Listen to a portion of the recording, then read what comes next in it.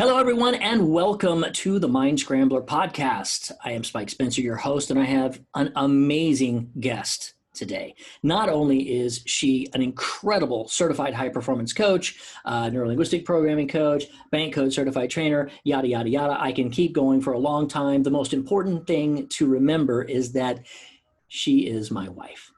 And the founder of crownyourself.com. And the founder of crownyourself.com. I mean, I was going to let you go on with that, but let's go ahead and let's do that. I'm going to introduce everybody to my amazing wife, Kimberly Spencer. Kimberly, tell us a little bit about yourself.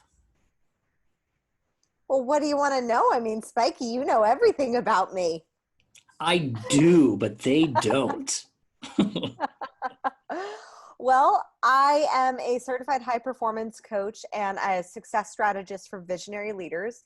I help people basically unlock the courage, clarity, and confidence to be able to make their next level of impact and income. One of my greatest loves is helping more good-hearted, mission-minded, purpose-driven leaders make more money so that they can make more of an impact in the world. Because I truly believe that when really good-hearted, soul-driven people are making more money, that's how we transform the planet. And my whole business and my whole life really has been about the power of how you can transform people's stories. So I started out as a Pilates instructor, and I taught Pilates for, I think it's now 13 years. And if you hear my son, oh, thank you very much. My son in the background, our son, Our son. You gave birth. Yeah, he feeds me snacks. So if you're watching the video, he always gives me one of every single one of his snacks. He does that with Spike too. He's very generous and empathetic, and he has a very compassionate. Thank you very much. That was very kind of you. Yeah, so I focus on transforming people's stories. So I transform people's stories about their bodies. As a Pilates instructor, when I was a screenwriter, I will help you out with that. There you are. As a screenwriter, I help transform people's stories about through the medium of film and showing them different paths that could happen from choices. And one of the greatest blessings that I've had is that my film has been able to directly impact two people in changing their life. One was a kid who attended the film premiere, and he saw the path that that he was headed down on, that mirrored in the movie, where the movie's about a young kid who gets caught up with the cool crowd, and he's trying to be cool. And so he starts doing drugs and dealing drugs and partying and gets involved with the high flying, hard partying world of freestyle motocross. And this kid was getting into that, the partying side, not the motocross side. And he ended up changing his life and changing who his friends were, because he saw the path that could lead, and he didn't like who he was becoming. And then it was also able to directly impact another boy who had a brain tumor, and I met him in the children's hospital.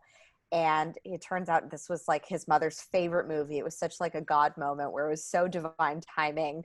And it turned out this was his mom's favorite movie. The one that I wrote, I was like, really? That one? Okay. But because I never in my life would have had connections to motocross people, but her son, who had a brain tumor, he loved freestyle motocross. And there he was at 8 years old, bragging about his two girlfriends and how he rides freestyle motocross. And I said, okay, kid, let's get you set up. So I actually got him connected with some of the motocross guys from the movie, and they brought him onto their riding team. They gave him a whole bunch of gear, and like his mom was like, yeah, his doctor doesn't really like it, but she's like, he has a brain tumor. So like, what's the worst that could happen? And it like those moments of being able to do that and transform somebody's life or somebody's story, even if it's just for a moment, but those moments, they really stay with you. Yeah, you're shaking it. They really stay with you. And then what I've been able to do with Pilates was powerful, because people would come to me with body image issues and pain and perceptions about what was possible for their body. And through the course of teaching, they would transform their relationship with their body. They would transform the story that they had with their body. And then I got involved with being the president of an e-commerce company. And it was through that business that I was transforming people's stories about what was possible for their back pain. So our product helped serve people with back pain. And oh, you put snacks in there? Awesome. Oh, very good. Normally I don't have my kiddo in the background, but currently the babysitter is interviewing me. That's right. We're very flexible and relaxed on the Mindscrambler podcast. So and then now I transform people's stories about what's possible for their life, for their business, for their impact, for their income, and really tapping them into what it takes to have the courage to live a fully fulfilled life where you're able to fire on all cylinders. I think a lot of times there is a story that is perpetuated that it's an either or story. It's like you can have your success or you can have your family, or you can have love but you can't have other things. And I don't ascribe to that belief. And I believe that we live in a paradoxical universe where there is the number one principle of yes and from improv comedy ruling the universe, because God has a sense of humor, yeah. As my very wise husband would say, because have you ever seen the platypus?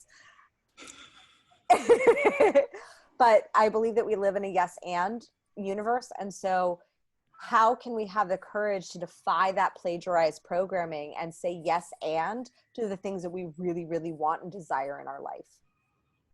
There you go. Well, that's amazing. So I know this, but a lot of people didn't know that, you've been serving people since day one. When you started get out there, you're like, I want to be acting or writing screenplays, etc. But even if you didn't know back then, you were helping people.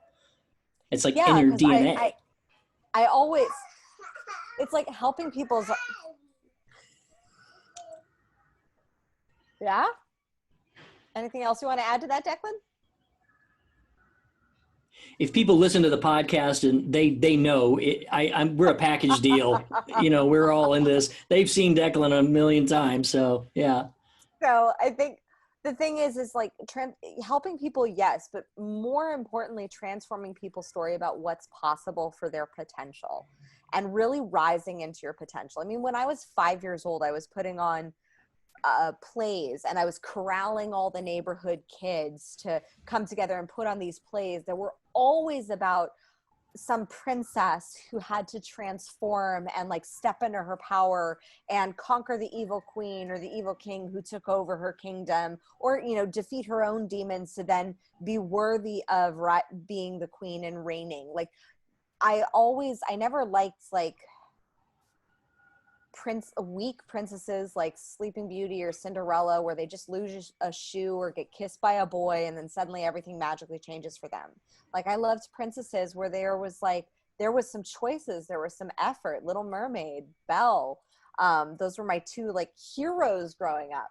And being able to I love stories like that. And that's why one of the reasons why I left acting was because I was so tired of getting these like bullshit roles of hot girl number 5 or 3D bikini beach babe, and which you get to have bragging rights with that one, Spiky. Oh yeah. But I just got really annoyed with these like roles that didn't involve any form of transformation or substance. And I think that's the thing that I've always been doing, is transforming people's stories about what's possible. I mean, I grew up with an addict for a father, and I've always seen him as what is possible for him. And I've always seen potential. It's like one of my skill sets is a lot of my clients, they come to me and they're like, did you ever imagine this was possible for me? And I'm like, yes, I had no doubt. Of course it was possible for you. Like it's my skill set to hold people and see. Yes, you can do it. Do you want my help? You want to shake a shake? You want it to open? That's okay. Well, because it's you can't shake it because you put a lot of stuff in there. So if you really pack it full, then it loses the ability to shake a shake. Wait, that was a So great little metaphor right there. If you pack it too full, you can't shakey shake. You gotta write that one down. This kid is oh, teaching us so much. he really is like the best coach. Like we've worked with some extraordinary coaches and mentors, but nothing has been a greater, no one has been a greater coach to me than Declan, because I see myself in him. Like when we saw him at like 6 or 8 months old, how he processed shame. And I was like, crap, that's how I process shame. So I knew that I had to change that within myself so that he could change that within himself. Well, speaking of that journey, as some people will know, the Mindscrambler podcast is, particularly right now in its infancy, it is focusing in on the, like I say, the geek nerd world of animation, video games, sci-fi, fantasy, etc., comics. And you've spoken at several of the conventions where we've been together. And I think I'd love to see if you could tell us a little bit more about your story growing up, because some of them are finding themselves in that space where they've got their own personal challenges. And when you come on, it's like, oh, here's all this amazing stuff that you've done. And some people might be like, well, yeah, that's good for her. She's already there. But we didn't start there, and you didn't as well. Can you elaborate on that a little? Yeah, it's funny. I actually got turned down. Oh, I will help you. There you go. All done. What do you say? You say, thank you, mommy. What did he say? He says, I can't shake it. Yes, you can. We believe in you. Yes, you can. Okay. So yeah, I actually it's a funny story. I got turned down for being on a podcast because they didn't want somebody who was motivational. They wanted somebody who'd experienced real challenge and like overcome. And I was like, so, okay, cool. You're like, bish, please. I'm like, a lot of things. Yeah. There's been a lot. And so definitely growing up in a home with an addict was challenging, because my dad and both my parents are amazing human beings and the most generous people you will ever meet in your life. At the same time, they each have their demons, and I was never allowed to feel. So I believe that we're kind of blessed with the children that we need, and I have seen that, like, I believe I was blessed to my parents in order to reconnect them with the power of emotion, because my dad tried to escape from all his emotion, and my mom likes to bury her head in the sand about emotion. And so, yes, there was like, because my dad would try to escape from his feelings, he would repress them and suppress them and escape from them into a bottle or into a doobie or both, or painkillers. And like, he's been literally addicted to every single thing possible that except for heroin. He always stayed away from heroin. But other than that, like, and I say, so I grew up with 4 dads, because I had the amazing sober dad who was just so fun to be around, and powerful money mindset, powerful like drive and ambition. I mean, the fact that my parents have been able to build from nothing to a multi-million-dollar business while my dad was an addict is a testament to his work ethic and his drive. So he's got an amazing work ethic. He taught me some of the best lessons about entrepreneurship, and he also was an addict, so he struggled. So there was that version of my dad that I loved. Yeah, I hear the clock. And then there was the version of the stoner dad. I didn't really mind him that much. He was just kind of cool, laid back, didn't really do much. And then there was the painkiller manic dad who was very, yeah, buddies. We'll go out and play with your buddies later. Okay? You can give them lots of hugs.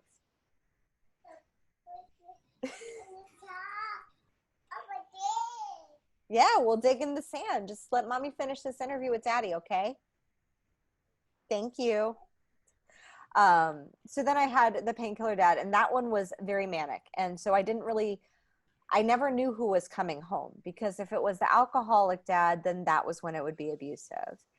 And that, like, my first memory as a child was the police lights on the freeway, because my dad had flipped his pickup truck driving drunk. Like, so there was a lot of different types of abuse in my household. And when people see me, they see like sparkly, positive, like super happy me. And it's not because I'm like putting a mask over the shit.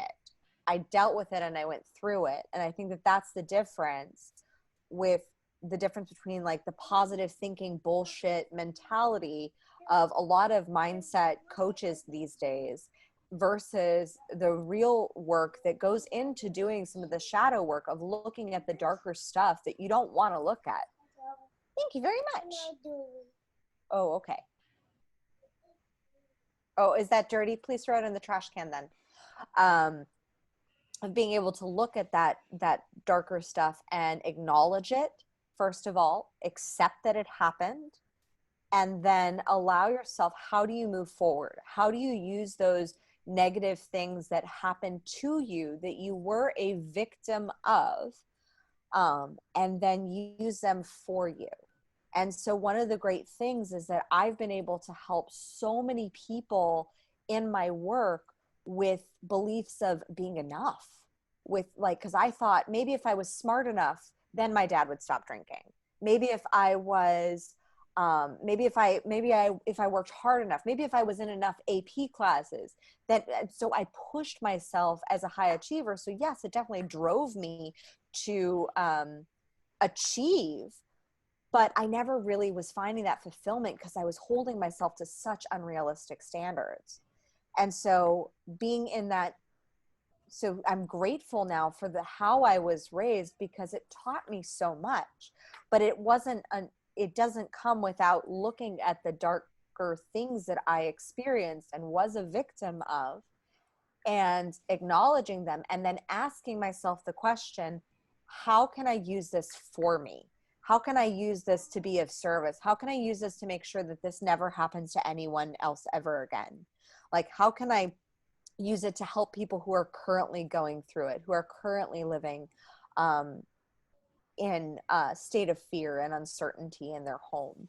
Like, and because, I mean, I look back and like my training ground for being a coach and being a great coach was my childhood, where I'm able to assess human behavior like that, where I can notice somebody, whether it's their eye pattern or how they look, because I had to assess which dad was coming home in order to feel safe.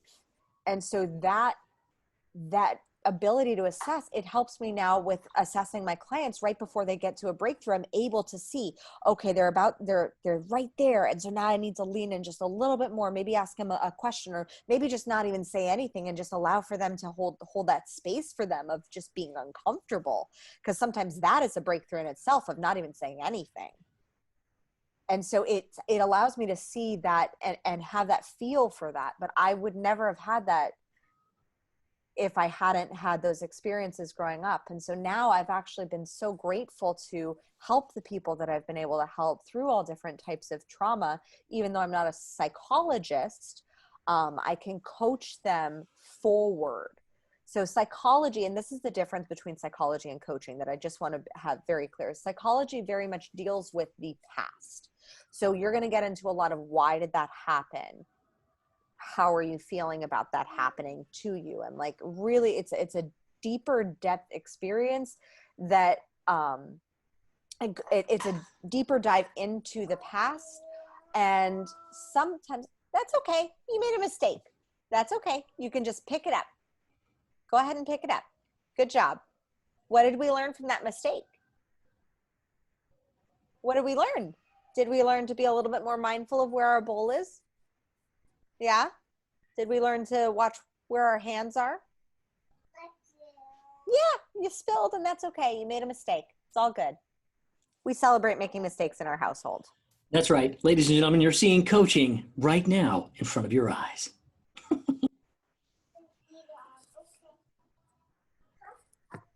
I'm sorry, I'm hearing him. I'm wondering what he's saying. Oh, he's putting all the food that he dropped on the floor in the trash. Oh, awesome. Well, thank you for sharing. Buddy. Thank you for sharing all of that, because I think a lot of the people that will come to the podcast are people that aren't really familiar like we are with the personal growth world. So what would you recommend for people who are just starting out on their journey, on their path to personal growth and self-help, to kind of wade in and get in instead of jumping right into, Tony Robbins, raw, that might scare the crap out of them right off the bat. What would be some baby steps to get people on that path? So I actually there were a couple things that I did that I didn't even know were personal growth. Because I've always had coaches, but I didn't really know that they were mindset coaches in essence, or personal growth coaches. So for example, I just finished writing for my book that's coming out later this year. I need a blanket. Oh, well, thank you so much. I'm very cold. Okay. He just is such a caretaker. Apparently you're very cold. But so I just was writing about my singing teacher. And like one of the things for me that I had to give myself permission to do was permission to feel. Because IQ is highly prized, but EQ is not normally taught. It's not taught in school. Emotional intelligence isn't taught. And there are all of those old kind of masculine energy mentalities of feeling. And there's kind of shame about being someone of high feeling.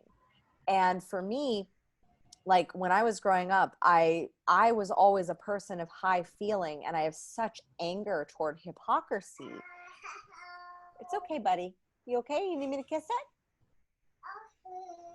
That's okay. What did we learn? Here, come here. Let me kiss it. All better. I have a feeling he's going to say hi in a second. I have such anger toward hypocrisy. When I see hypocrisy, it really bothers me to my core, because I saw it in my parents. Like I would see the behavior in my dad, and yet I would be like forced in essence to go to church. And so and it didn't make sense to me that this like behavior was acceptable during the week, but suddenly on Sundays, it's like that was like the redeemable day.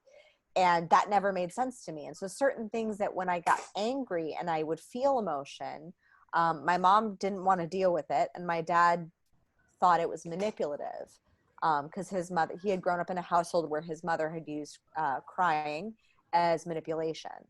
And there was a lot of mental health issues there. And so I never learned any resources to deal with these big emotions. And so finding some sort of creative outlet was really powerful for me. And for me, that was singing.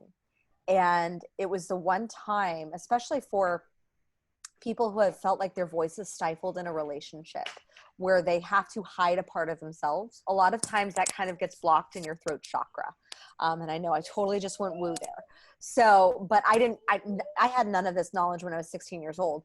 So my original default for feeling was bulimia. And I was bulimic for 10 years.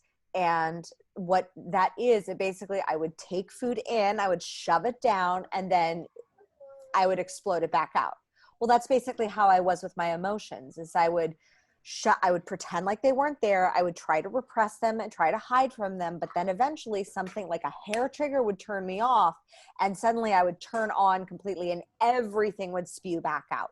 So bulimia was the physical metaphor and manifestation of what I was feeling. So I didn't have an outlet for or any tools or resources to be able to feel. So getting yourself into a place where you can allow yourself to feel fully and freely in a safe space, and that can be therapy for some, that can be singing lessons. That's what it was for me. Or that can be painting. Like sometimes I would just put all the candles on and just paint. Like it was an area where I didn't have to be perfect, because I knew I wasn't a painter. I knew I just needed to express something, and I didn't know how to express how I was feeling. So I would just put some candles on, and I would just have a canvas, and I would just let the brush strokes and let my body kind of guide me. Also tapping into your body, and like your body normally knows before your brain does, because your subconscious mind is running your body all the time. And it's beating our heart without us thinking about it. It's breathing our lungs without us thinking about it. So yes. Yeah, we're going to dig in a moment. And I don't know if that opens in the back. I don't know if that opens.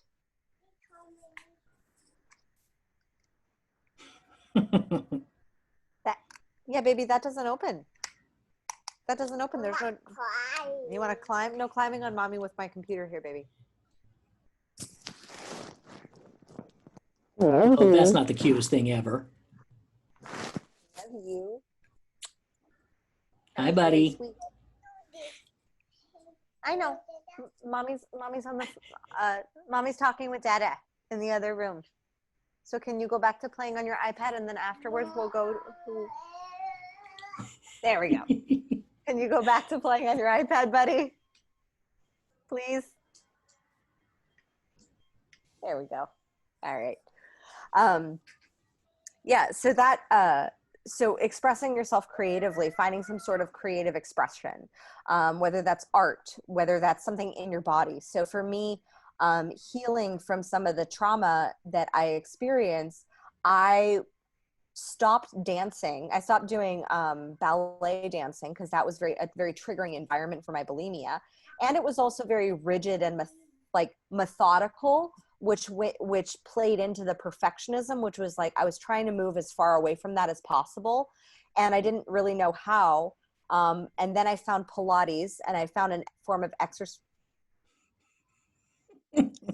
Don't throw my shoe on. No, hey, no throwing mommy's shoe on.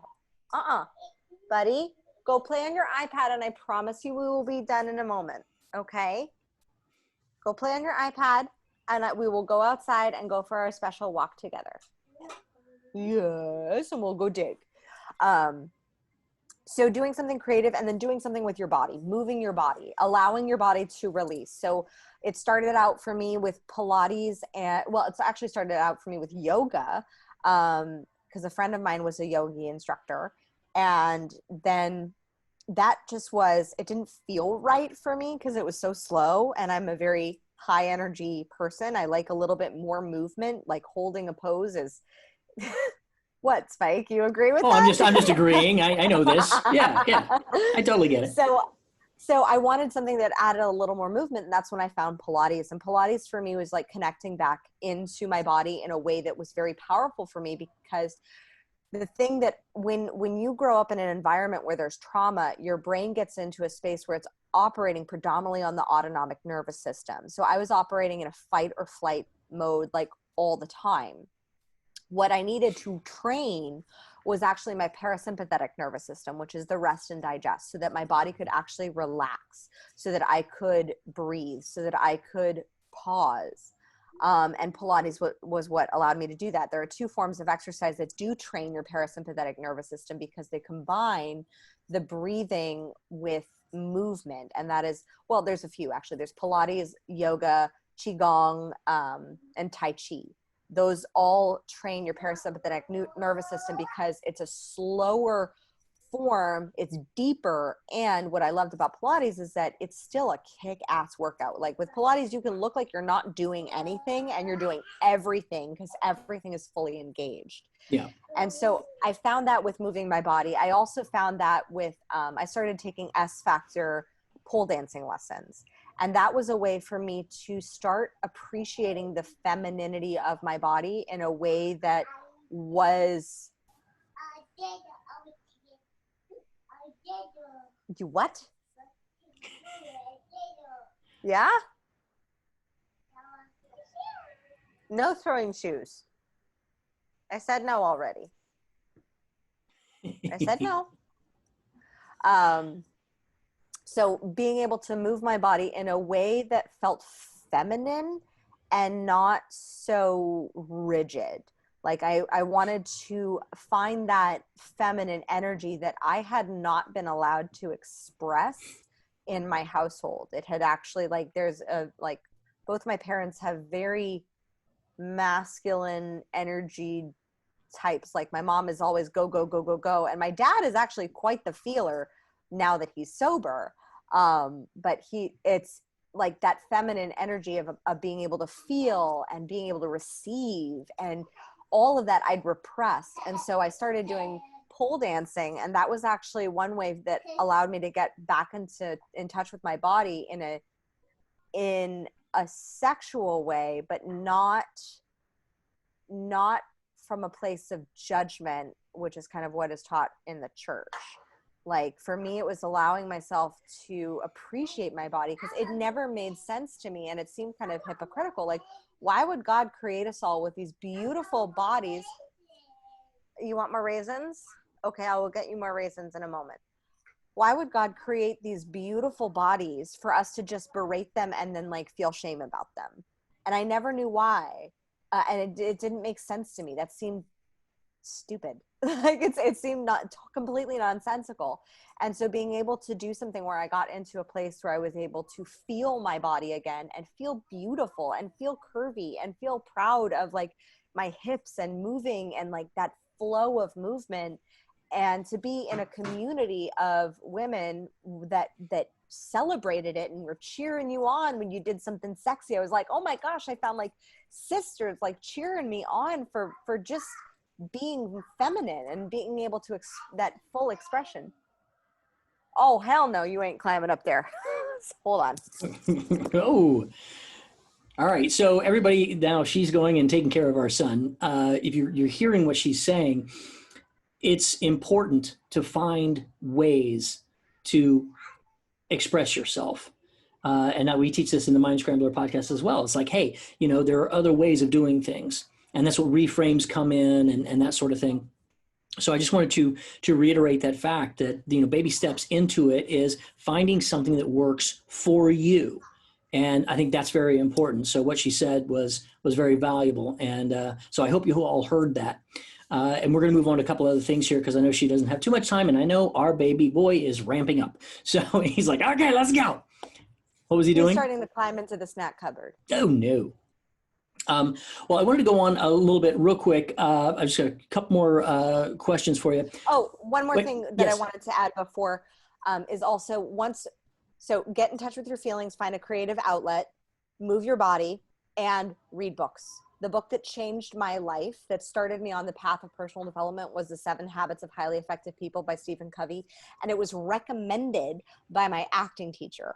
And as a type A perfectionist student that I wanted to get all the books that they were recommending to read, because of course that's what I did as a straight A student. So I got all the books, and I was like, this one isn't about acting. Like, this one has nothing to do with Hollywood or anything like that. But I started to read it, and it said, you are in charge of your emotions. And I'd never heard that before, because I was always at the mercy of my emotions. Other people were always at the mercy of their emotions, or they were highly reactive. And it never taught me that I actually had the power and the control, not the control, because it's not control, it's power to be able to make the choice to choose to lean into my actions, to choose to feel my emotions, and to allow them to exist simultaneously. So go ahead. Ask that. Well, real quick, going off of that one, I was going to ask 3 books for people getting started on the path. What would you recommend if you had 3 books that you could say, hey, you know what? Start with these. The 7 Habits of Highly Effective People was the one that started me on my path. Actually, the first one, though, that I would recommend would be the 15 Commitments of Conscious Leadership. That's one. The second one would be Man's Search for Meaning by Viktor Frankl. And the third one would be High Performance Habits by Brendan Burchard, who is my mentor. Right. Okay. Now, a lot of the people, the Mindscrambler is designed for, like I said, the certain community. So I got to ask you, what is your geek out in that world? Wonder Woman. There we go. Okay. I didn't want to answer for you, but yeah. Okay. Yeah. She's the background of my computer. Like, there was the moment that I think sent every woman chills, and I was pregnant when we saw it. Yeah. And I got so sick of popcorn after that, I can't eat it. But I remember. It's like, oh. Yeah, but Wonder Woman, that moment when she's on the leading men into battle, and I was like, women, it is allowing women to fight alongside men. And because we are warriors, and I love Wonder Woman because she has that beautiful balance between that masculine, energetic drive and ambition, but it balances with that femininity of heart and service and love and care and empathy for other people's suffering. Like, that's what leads her onto the battlefield, is the empathy that she feels for other people's suffering that she wants to end. That is the power of feeling. Like, your emotions, when you can use those emotions to be of service to another human, it's so powerful to allow that to move through you. When you realize that those emotions are gifts that then allow you to relate on another level to somebody, it can be used so powerfully to serve other people, to move them through their stuff that they're going through. Well, I know Wonder Woman, and I know we talk about Avengers and Marvel and X-Men and all that. So we like all that. I know there's one other character that you really, really like, RDJ. Well, now two, actually. Let's go with Wolverine, too. You got to throw that in there. So I love Wolverine. I think his relationship with Jane, is it Jane? the Phoenix, yeah. Red-haired, the Phoenix, the Dark Phoenix. I think his relationship with her in those first few movies is Jean. such weak. Jean, yeah, is such weak sauce. It's like, it's like, I didn't like how she was portrayed. I liked how she was portrayed in the Dark Phoenix and in the later versions, but I thought she was actually the weaker character in the other ones, and I was like, I don't think he'd be that attracted to her. I didn't understand it. Yeah. But Hugh Jackman, yeah. And it's less Wolverine, it's more Hugh Jackman. Oh, yeah. Because he is the all-being. Yeah, like, pretty much. He is it. All right, well, we're going to wrap this up. I have one last question. If you had one piece of advice for anyone who's struggling to grow, what would that be? Accept yourself for where you are. Oh, I will help you. Well, you can do it. You're just working. Oh dear, that's okay. It's okay. That's okay. It's okay. Okay. I think a lot of times there's so much struggle and suffering that comes from not accepting and judging where you are, thinking that you should be farther along or you should not feel how you're feeling. You're feeling how you're feeling right now in the moment. And accepting that without judgment is so powerful when you can allow yourself to say, you know what, today I'm sad. Or in this moment, I'm having a moment of sadness. Or in this moment, I'm having a moment of anger. I don't know why it's here. I don't know what it is, but I'm going to accept that it's here and I'm going to allow it to be without trying to change it or fix it or make it something different. Because that's the power that comes from that space of self-acceptance and knowing that you're not your feelings, you are not your thoughts, you are not your behavior. All of these can change. Our feelings are a beautiful package that allow us to open up a whole bunch of new learnings and new discoveries about ourselves. Good job. Thank you so much. You have a big bowl of snacks. That is true. Our feelings allow us to open up this beautiful box. Like, I think of it like a delivery man delivers it on your door, and accepting it. Yeah, because that's a lot of snacks. Accepting it is like signing the delivery notice. Now, what a lot of people do when they judge it or they say they shouldn't have it or they shouldn't have it, it basically is like having your warehouse, like a space, your PO box is getting backed up with all these boxes that you're not yet signing for or dealing with. And so accepting it is simply signing for the package. It's not saying you have to open it right away. If you're feeling angry and you're like, you know what, I'm